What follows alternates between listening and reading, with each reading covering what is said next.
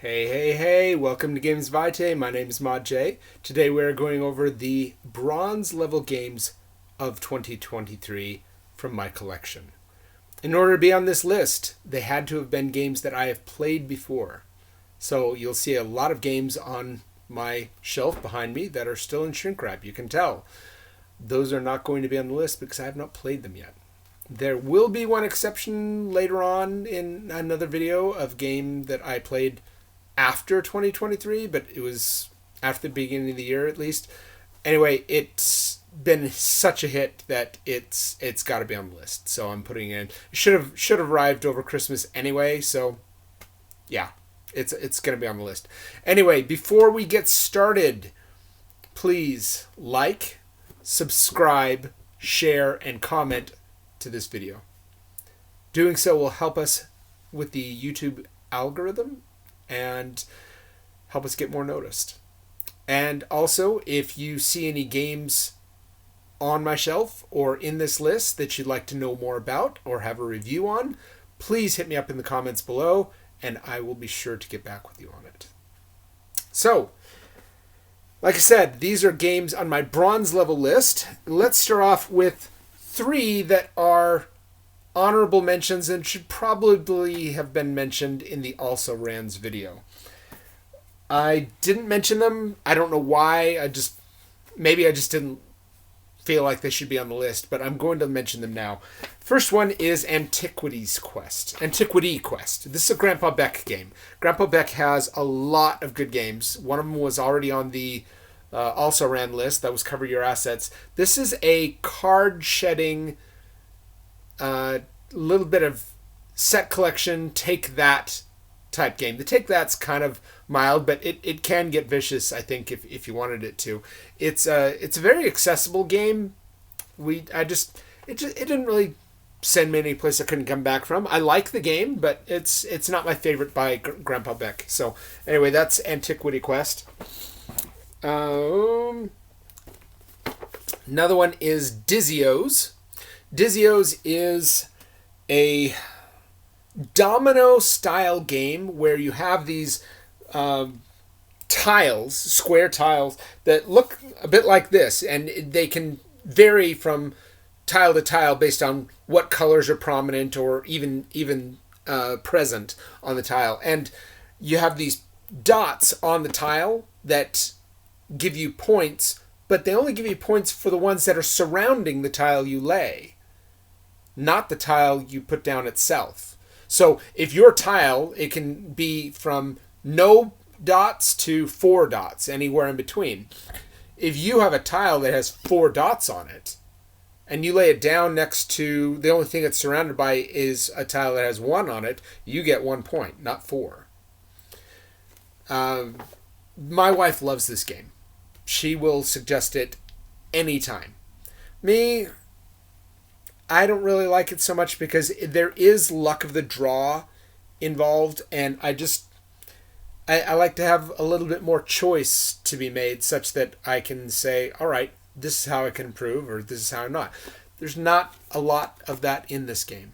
It's a family type game that is very accessible, and it's very colorful, but yeah, I could take it or leave it. So that's Dizios. The last one on the list could arguably be higher, because it's a game that we got when we first got married, and my wife and I played it like crazy. We played one rule set and a different culture's rule set, and we just played it all the time. And I've got such fond memories of playing this game with my wife. And that is Mancala. I mean, the box is just beat to heck. It's such a famous game that there are other games that use the Mancala mechanism to play it. It's a great game. You could set it on a coffee table and play it whenever you want. You can get it off the shelf and play it whenever you want. It's easy to do. You don't. There's no rule set that you really need to do unless you're playing the different culture rule sets, which this one had like 3 different versions aside from the standard version, and we played that a few times. Anyway, it's a great game. I love Mancala, and it's something that maybe some people look down on, thinking it shouldn't be on a games list. It is on mine.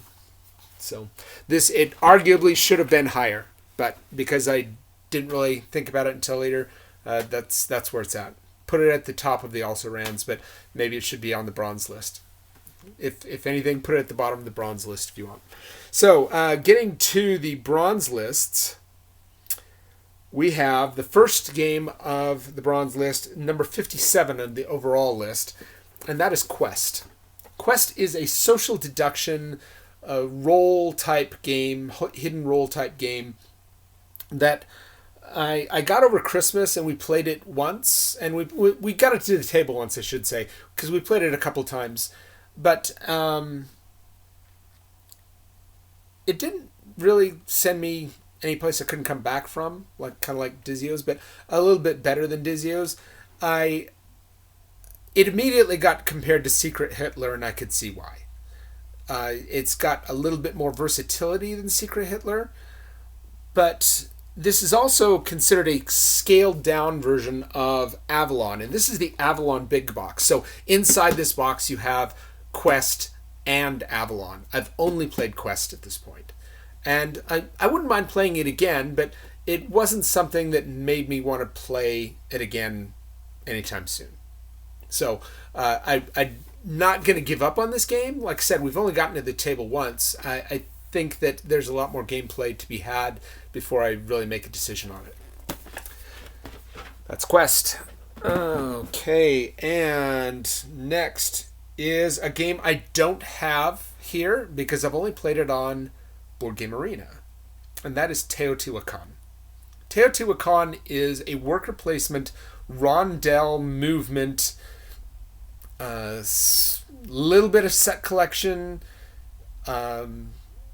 track research type building, resource management game. And there's a lot going on there. It's not that the mechanisms are that hard, but to develop a strategy that will win is more complicated. I don't know how it'll go once the Kickstarter gets here, because I did get the Kickstarter. And this game's been out for a few years, but this is kind of like a definitive edition that I got, and I'm waiting on the Kickstarter to come. So I don't know how it'll go over when I actually get it to the table with family, but I kind of look forward to it. It's a beautiful looking game. There's a lot going on, and I like games where there's a lot going on.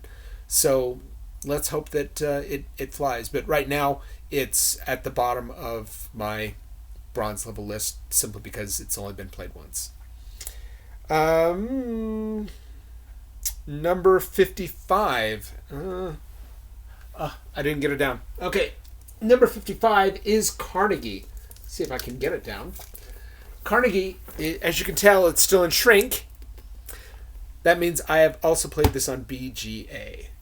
And it's a worker placement, a little bit of route building. It's been a long time since I played it, but I liked it enough that I did ask for it, and I got it as a birthday present.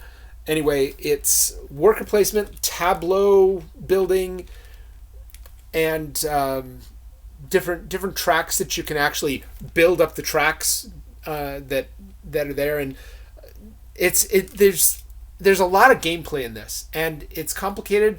When I first looked at it, I showed my family it, and they say, "Wow, it sounds like Dictionary the game," and I held off on buying it for that reason, but when I played it, I thought to myself, you know what? There's some complexity there that I want to explore.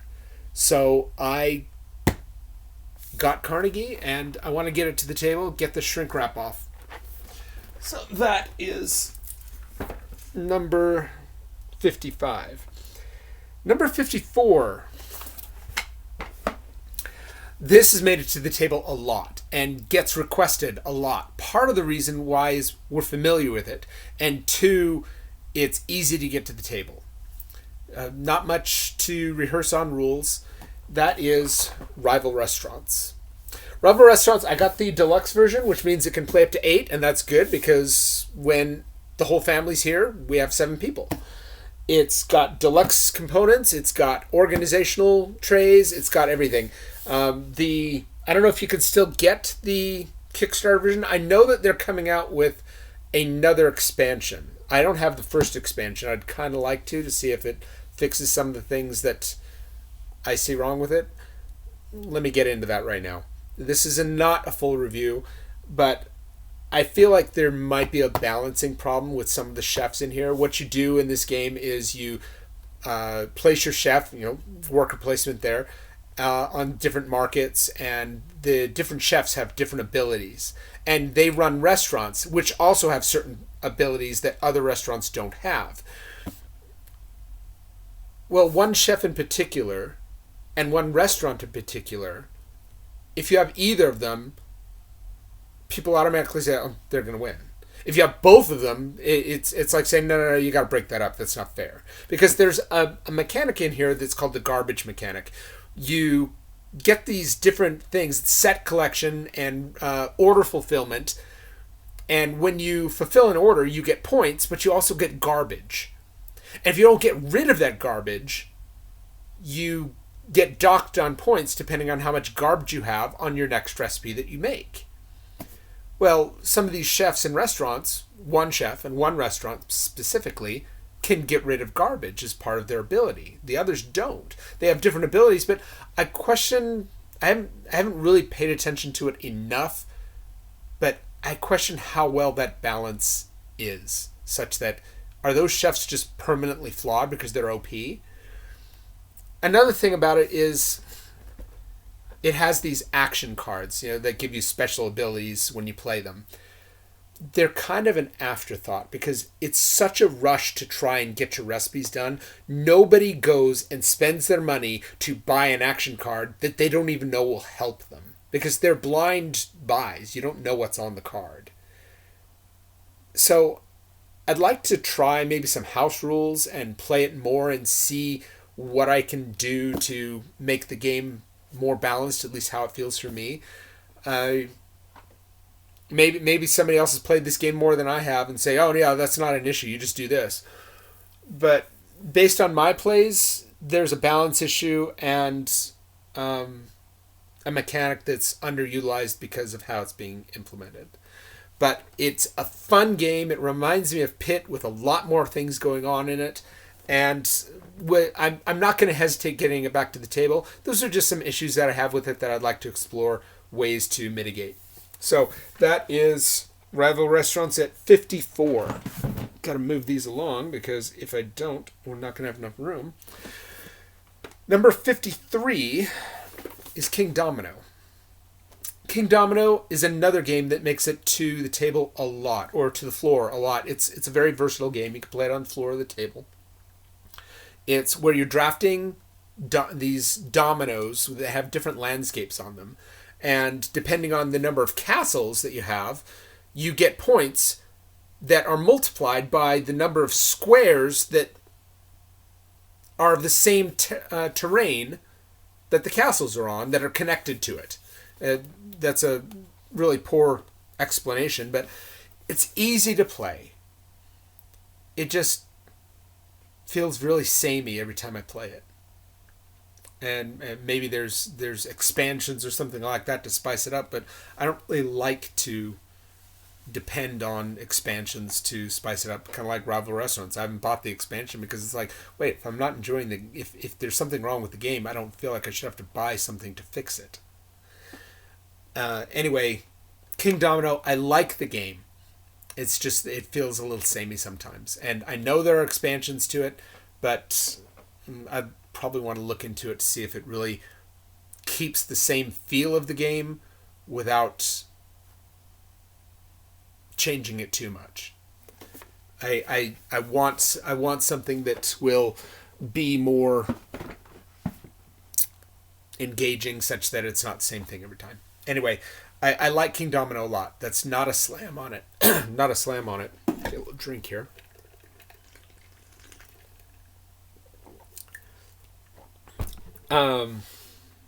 Kingdomino at 53. Number 52 I don't have here. It's in my storage unit. We live in a small condo. I just don't have enough room to keep all the games that I'd like. It's not that big of a game. It just hasn't made the migration here yet. And that is Flip-Tac-Toe. And before you just scoff at me, Flip-Tac-Toe is a delightful game. It's fun, it's engaging, and it's quick. You have these different colored discs, and each player has their own color. So say I'm yellow, and you stack them, and you can stack these discs on a grid that you're trying to get 4 in a row on. And I think it's a 4x4 grid. It's been a while since I played it, but my memories of it are so fun. It's such a great game that I remember how much fun I had more than I remember the game. Anyway, you can place discs, or you can move piles of discs, or you can flip piles of discs, all in an attempt to line it up so that you have 4 in a row of your color. And we had so much fun playing it. It was just a lot of fun. The only thing it suffers from is its association with the game Tic-Tac-Toe, which everybody in the world thinks is simplistic, rightfully so. If they'd named it anything else, it'd probably be more popular. Not like mega popular. We're not talking Brass Birmingham here. It's a fun family game. I don't think it's even in print anymore. But it's just a game that I'd want to play it even right now. It's that much fun. I haven't put it higher because, well, I don't know. I like complexity as well, and there is complexity in that game. It's not simplistic. There's a lot of you have to think 3-dimensional in many ways in order to win, or end up losing.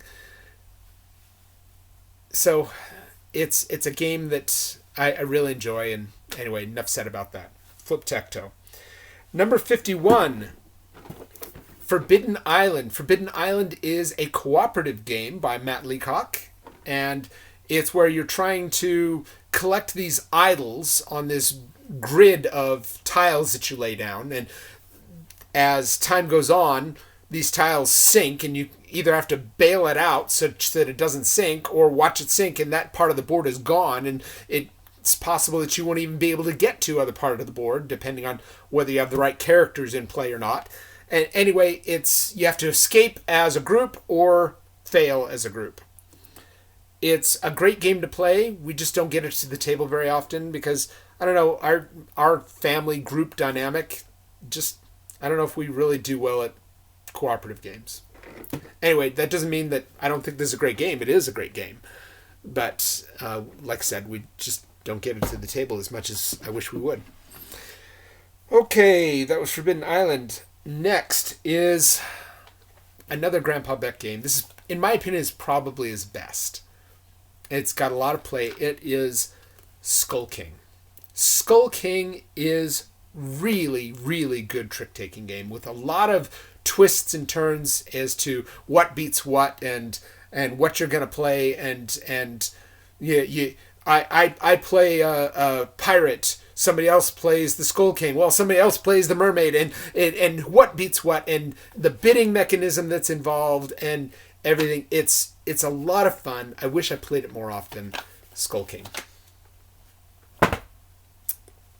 Oh, next is a game that I also wish I played more often, but don't.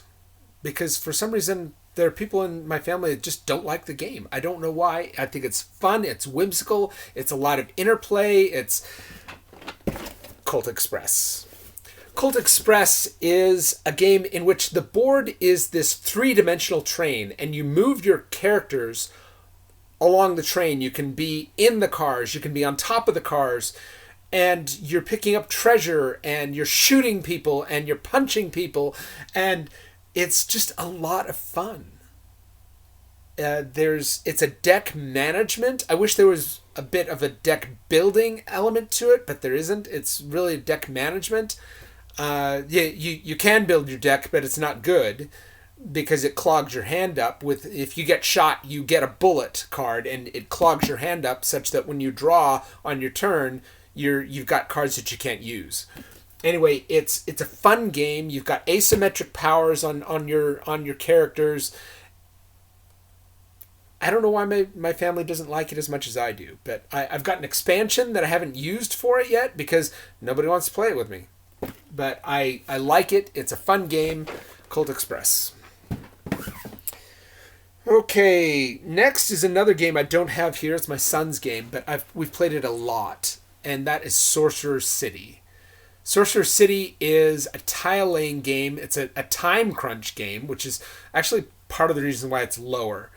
It's a game I really enjoy, but I'm not a fast tile layer, especially if you're trying to lay it down to optimize your different things. In Sorcerer City, you have these square tiles, and some of them give you special abilities, some give you points, some of them just have colors on them, and you connect different colors for different effects. You collect the yellow to get money. You collect the purple. If I remember right, the purple gives you... it's like a wild card that you can reapportion to other things. Anyway, there's purple, red, green, and yellow. And you do that, and you can buy more tiles. It'll give you more points depending on how you lay them down. And it's a fun game. But again, with me, it's the time crunch. I just can't lay them down as fast. And if you can't lay all your tiles down and do it in an efficient way such that it maximizes your points in that time crunch, you're not going to win. So that's my beef with it. I wish there was another way to mitigate it. I can see why it's in the game, but if it makes it such that I just, despite how well I play, I can't win, it's going to go lower on my list. So, Sorcerer City is number 48. Number 47 is Codenames. Codenames is a really fun game. You can play it with as small a group as 4 people. 4 people? No, it says 2 to 8, so there's a 2-player version of it. But I've never played the 2-player version of it. I know that there's a Codenames duet specifically designed for 2 people. But anyway, Codenames is this situation where you have this grid of cards with words on it. And you have 2 people, one for each team, looking at this card right here that shows different colors. And depending on what card correlates to that position on the grid, will say whether you have your card or your opponent's card or a neutral card, the innocent bystander cards, or this black one that doesn't show up here is the death card. Your team guesses that, you're done, the other team wins. Anyway, you're trying to get these clues guessed by giving... If you say I have 2... I'll give you a perfect example, actually. I played with my daughter once on my team, and there were a couple of cards. One said pants, and the other one was, I don't know, schnitzel. I can't remember. But I gave the clue. You can give a 1-word clue. And I said, lederhosen. And she got it. So to this day, it's a thing with my daughter and I, lederhosen, when we play Codenames. And it's just a lot of fun. In some ways, I wish I had more content for it, but I don't think we played enough to really justify getting more content. Right now, I'm satisfied with what we have, and it's a fun game. So, Codenames, number 47. Number 46 is Cat in the Box, another trick-taking game. But this one is a bit different than any other trick-taking game I've played. In this game, you have cards dealt to you. And they are labeled like 1 to, 9? 1 to 8? I think 1 to 9, I can't remember. Anyway, you have this hand of cards numbered, and none of them have a suit on them. They don't have a suit until you play it. So if I have a number 1 and I say, this is a green 1, and I take my marker and I put it on the main board that indicates that the green 1 has already been played. From that point on, nobody else can play the green 1.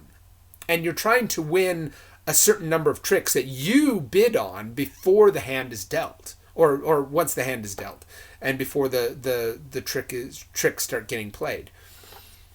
Anyway, it's a fun game because at one point or another, you're at a situation that you can't play any cards because the numbers that you have and the suits that are available that you can play aren't available anymore. So you create what they call a paradox, at which point you lose the trick. You don't get anything, even if you've taken the number of tricks you needed, and other people get to score their tricks. So, Cat in the Box, fun game. Number 46. Number 45. Staying on the topic of cats is the Isle of Cats Explore and Draw. I played this once before I even got the game. We played it on using the tutorial that the designer Frank West did online, and we had a fun time. I got it specifically so that we could play it either on trips or long distance with other people over the internet. It's a fun game. Instead of tiles, you're choosing shapes based off of rows or columns that you choose, and you color in that shape using these different colored markers on the board, or you can print off a sheet off the internet, off the website, and use colored pencils. Anyway, it's a fun game. It's streamlined a lot from the base game, that in such a way that it's just it's fairly accessible and easy to teach. We really enjoyed it, and that's why it's on the list. So that's number 45. Move that off to the side. Next is Ticket to Ride Europe. I've never played the original Ticket to Ride. I've only played Europe. The Europe has some things in it that make it a little bit more versatile. It has these stations that such that if you can't use a route now because it's full because of other players, the stations do that. If you haven't played Ticket to Ride, it's this set collection route building game such that you collect enough of a certain color of card to fill in routes of the same number. So if you have 3 yellow cards, you can fill in a route of 3 trains long on the list. And there are objective cards to make certain longer routes of connecting routes.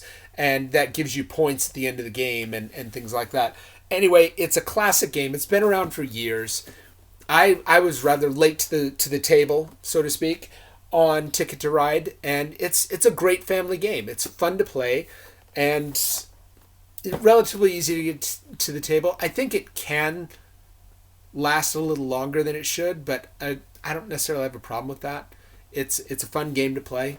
So, Ticket to Ride Europe, number 30. No, not 30.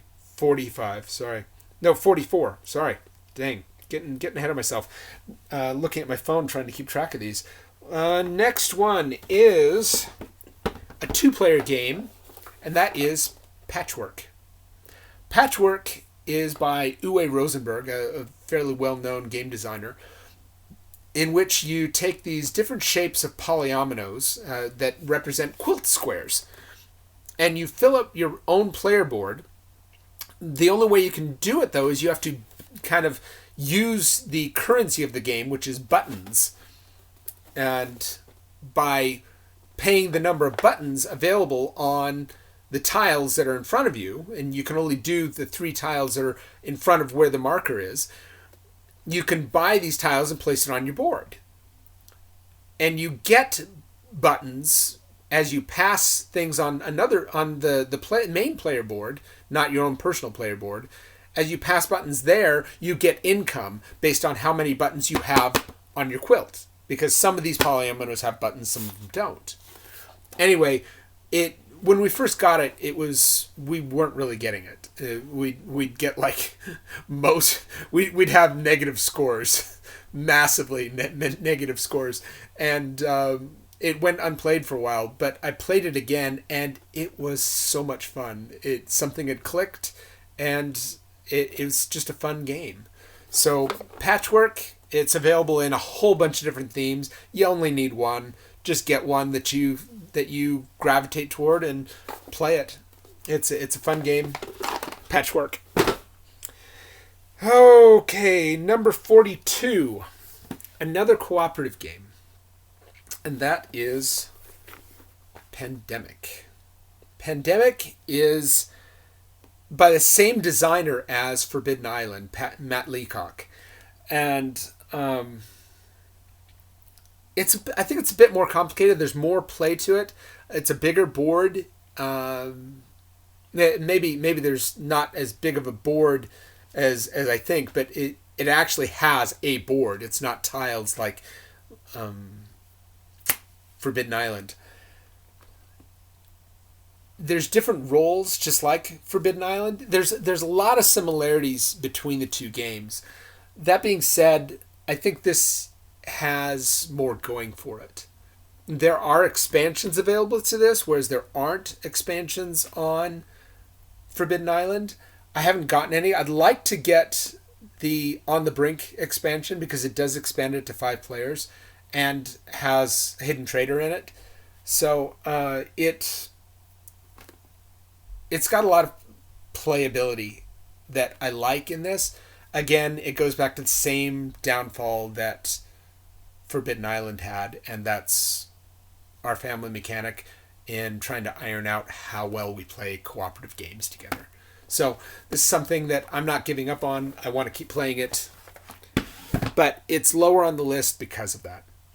So that's number 42. Number 41 is a game I don't have here because, again, it's something that my son owns, and that is Dominion. Dominion is a deck building game. For those of you who don't know what deck building is, you everybody starts with a certain hand of cards, and as you go, you can play cards that stay in your hand, but they get played and they go to a discard pile and cycle through.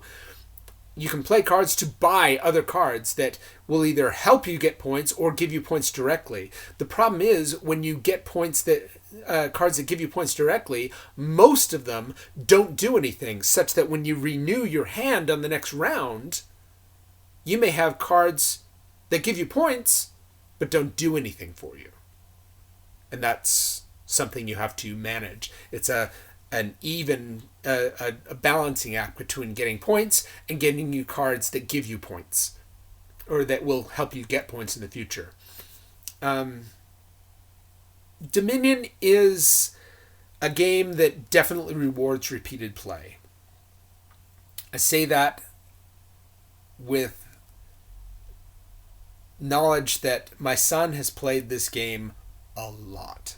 His wife has played this game a lot. His wife is actually the one that introduced him to it, and he became absolutely obsessed with it.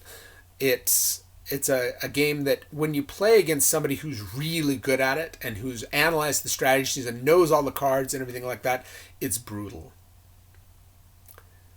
If you're playing with other people who are more casual or novice players, it's something that I think is much more accessible to the lay Dominion player.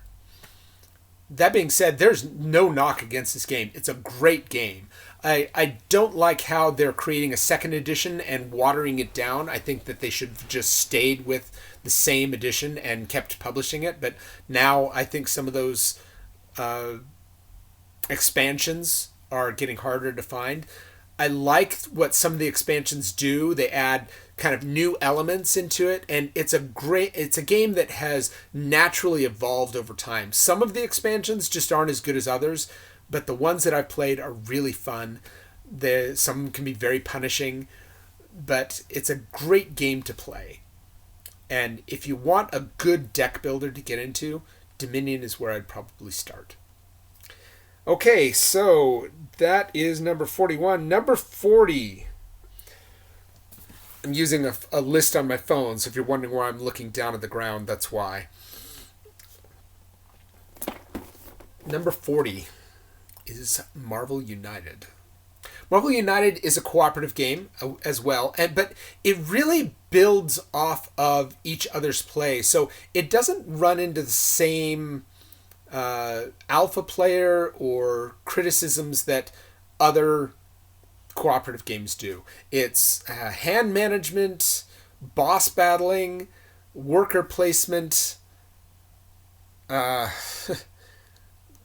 engine building type game, I guess you could say.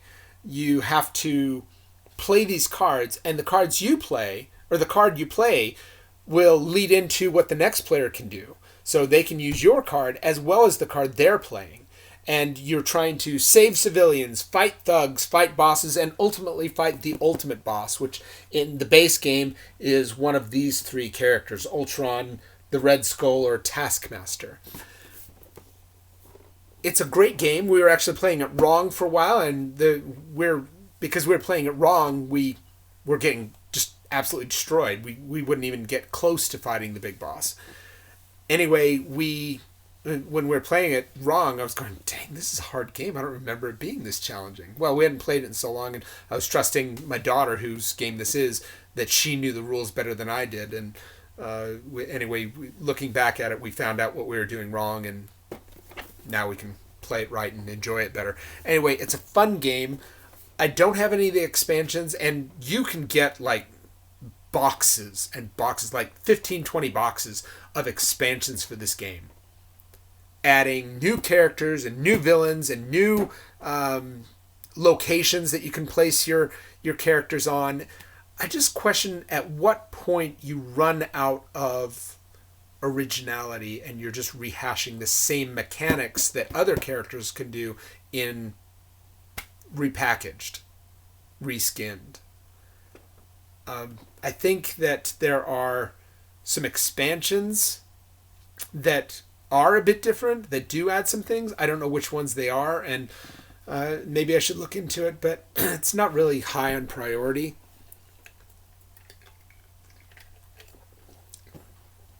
We haven't played this enough to enjoy the base game enough to say we want more.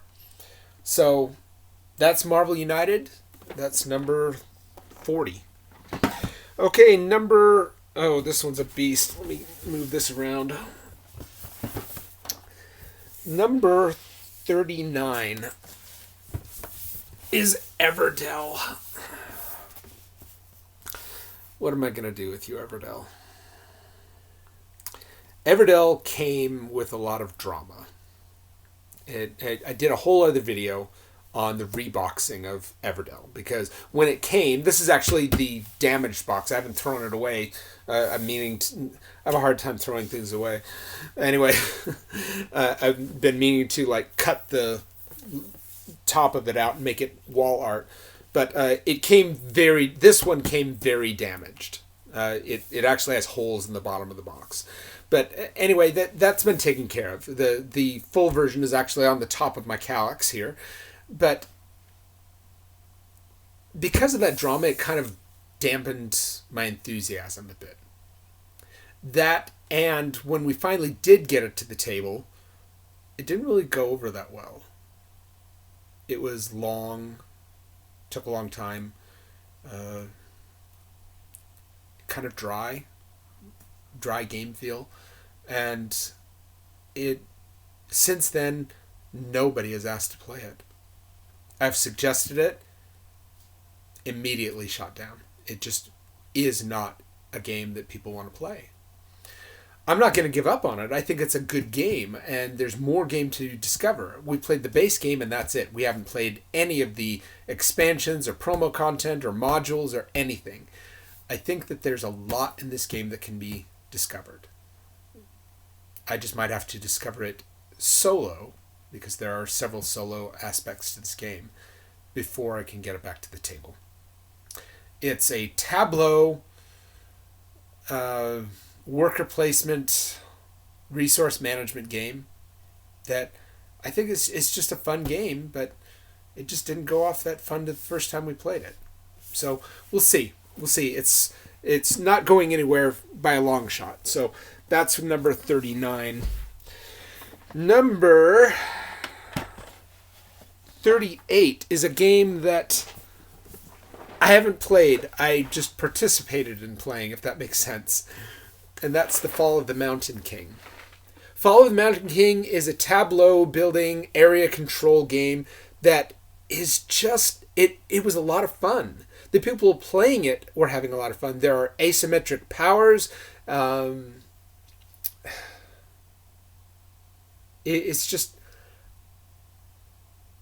it just hasn't made it back to the table since we initially played it over the Christmas holidays. So this is something I want to play again and fully intend on playing it again. Fall of the Mountain King. That is number, what was it? 38? 37, coming to the end here.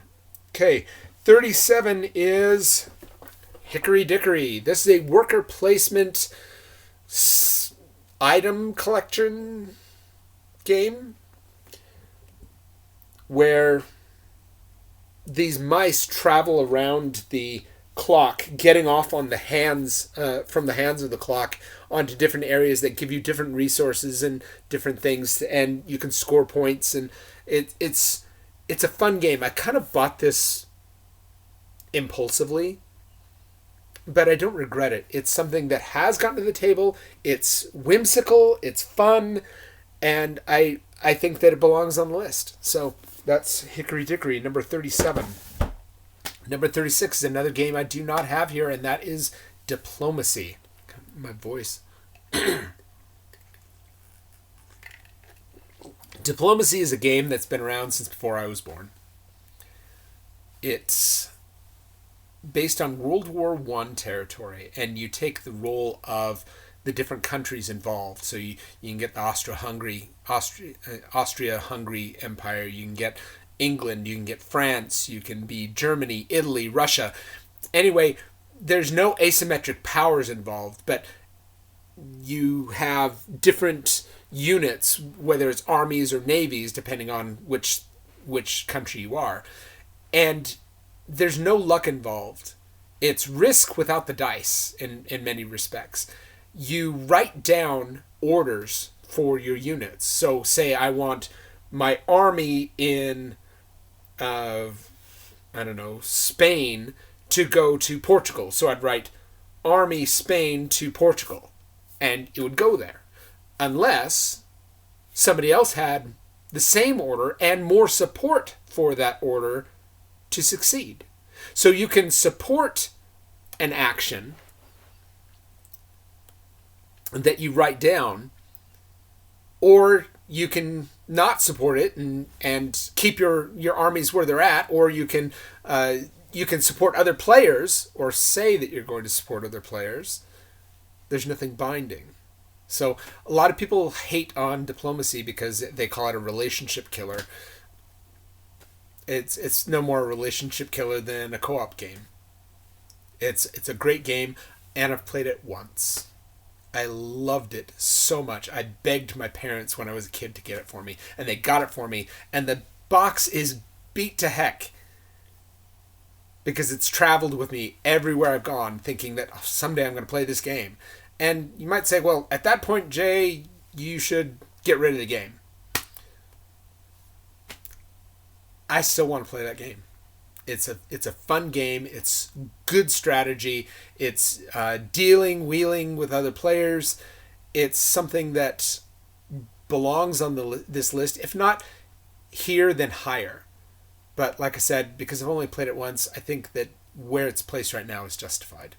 So, Diplomacy. Last two.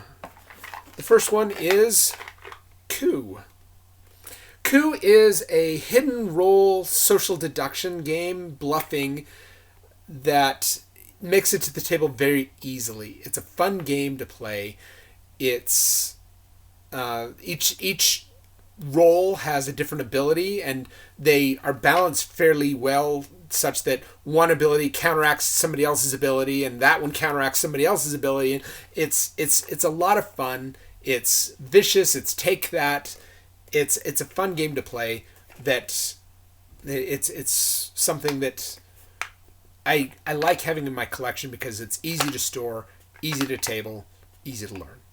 So, Coup. Last game. This game, I think, only suffers because, one, we've played it a lot, and two, we means my son and I. Otherwise, I think it would be higher. And that is Hive. Hive is often referred to as chess without the board.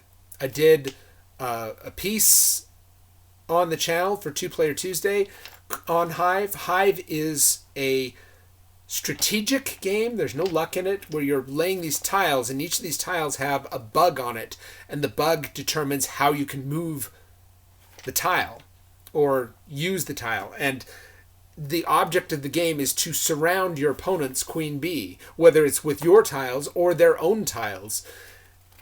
It's a fun game, easy to learn, easy to transport. You can play this on the floor, you can play it on the table, you can play it outside, you can play it anywhere. The tiles are nice and clunky and chunky.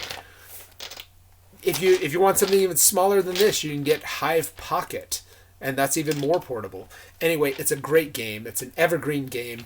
It's something that, if you haven't played, you should at least try. It's a strategic game that it plays faster than chess, but it's something that you'll never play the same way twice. So it's got a lot of replayability in that way. It's something that I've got a lot of fond memories of playing it with my son, and look forward to playing it again in the future. So that's my bronze level list. If you have any games that you saw in here that you think should be higher or lower, or have certain comments about, please leave it in the comments below and let me know what you think. If there are games that you are wondering about that you'd like to have a more thorough review, please let me know also, and I'll see if I can get that done. Until then, I'll see you on the next video, and that will hopefully be the silver edition of my Games of 2023. So until next time, well, it's always awkward to say goodbye.